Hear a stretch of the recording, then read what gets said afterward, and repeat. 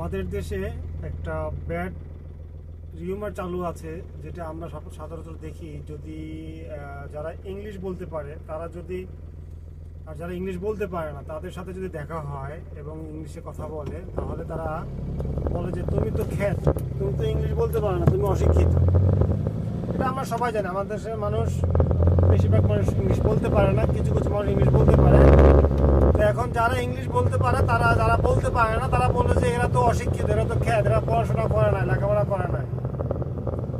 তো আলহামদুলিল্লাহ, জীবনে চলার পথে অনেক দেশ ঘুরলাম। তো ঘুরার পথে যে অভিজ্ঞতাটা অর্জন করলাম, আমরা যদি বাংলাদেশের পাশের দেশ মধ্যপ্রাচ্যের কথা চিন্তা করি, যেখানে ইংলিশ চলে না, মাত্র দুবাইতে হয়তো কিছু ফরেনার বসবাস করে, সেই হিসেবে ওখানে ইংলিশটা কিছু চলে। কিন্তু আপনি যদি লোকাল কমিউনিটিকে কম্পেয়ার করেন, মিডল ইস্টে কোথায় ইংলিশ চলে না, তারা ইংলিশে কিছুই বোঝে না। তারা 60 বলে 60, 69 বলে 69, মানে ওরা 69 এটা উচ্চারণ করতে পারে না। তারপরে আমরা যদি আসি ইউরোপে,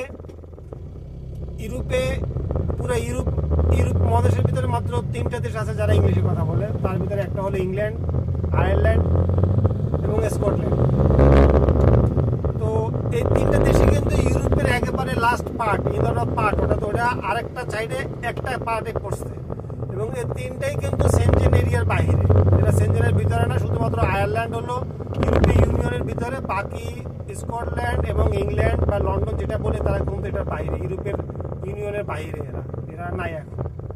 তো এদেরকে যদি আমরা বাদ দেই, তাহলে পুরা বাকি ইউরোপীয় ইউনিয়নের একটা মাত্র দেশ নাই যারা ইংলিশে কথা বলে।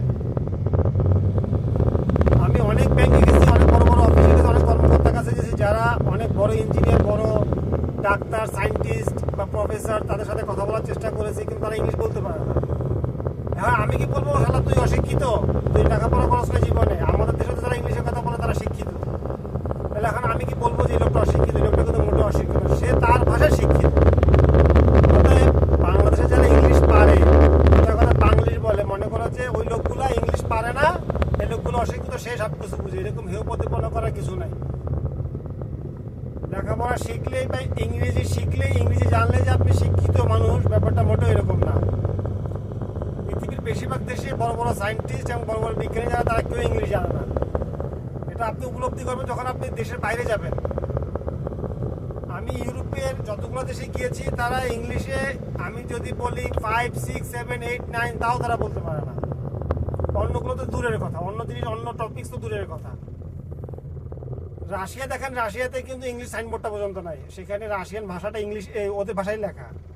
রাশিয়া পুরো পৃথিবী নাচাইতেছে, তাদের সায়েন্টিস্ট আছে, তারা পৃথিবীর সবকিছু বড় বড় জিনিস উদ্ভাবন করে। আমেরিকা ইংলিশ জানার ভিতরে যে সারা পৃথিবী ইংলিশ জানতে হবে মোটেও তা না। তাহলে তারা চলতেছে না। তো আমি ওই সকল বাংলিশ ভাইদের বলবো, যারা বাংলিশ আছেন, বাংলা ইংরেজি মিলিয়ে বলেন, আপনি নিজেকে অনেক শিক্ষিত দাবি করেন, দয়া করে যে ইংলিশ বলতে পারে না তাকে অশিক্ষিত মনে করবেন না। ইংলিশ জানারাই মানে যে শিক্ষিত, ব্যাপারটা মোটেও এরকম না। আশা করি আমি সবাইকে বুঝাতে পারছি। কেউ মনে কষ্ট নেবেন না, কাউকে হেয় প্রতিপন্ন করবেন না। প্রত্যেকটা মানুষের ভিতরেই একটা নিজস্ব ট্যালেন্ট আছে। তার ট্যালেন্ট তাকে আবিষ্কার, প্রতিদিন তার ট্যালেন্ট তাকে ফুটে তুলুন। ইংলিশ জানতে হবে, আশা করি সবাই বুঝতে পারছেন।